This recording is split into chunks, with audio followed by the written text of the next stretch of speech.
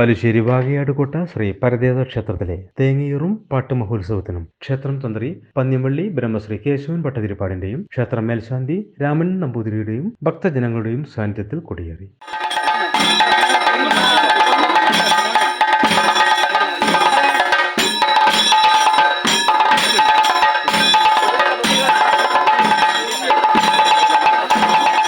ഫെബ്രുവരി 2 വൈകുന്നേരം 7 മണിക്ക് സർപ്പബലി. ഫെബ്രുവരി 3 ഉച്ചയ്ക്ക് 1 മണി മുതൽ പ്രസാദ ഊട്ട്. തുടർന്ന് വൈകുന്നേരം വാദ്യഘോഷങ്ങളുടെയും മറ്റും അകമ്പടിയോടെ താലപ്പൊലി എഴുന്നള്ളത്ത് തുരുത്യാട് ചാലക്കൽ ശ്രീ മഹാവിഷ്ണു ക്ഷേത്രത്തിൽ നിന്നും പുറപ്പെട്ട് വാകയാടുകോട്ട ശ്രീ പരദേവ ക്ഷേത്രത്തിൽ എത്തിച്ചേരും. തുടർന്ന് മുല്ലക്കൽപ്പാട്ട്, കളംപൂജ, കളനൃത്തം, കളംപാട്ട്, മുല്ലക്കൽപ്പാട്ടിന് എഴുന്നള്ളിപ്പ് എന്നീ ചടങ്ങുകൾക്ക് ശേഷം രാത്രി 12 മണിക്ക് തേങ്ങയൂറും ഉണ്ടായിരിക്കും. News desk, news room, Kerala.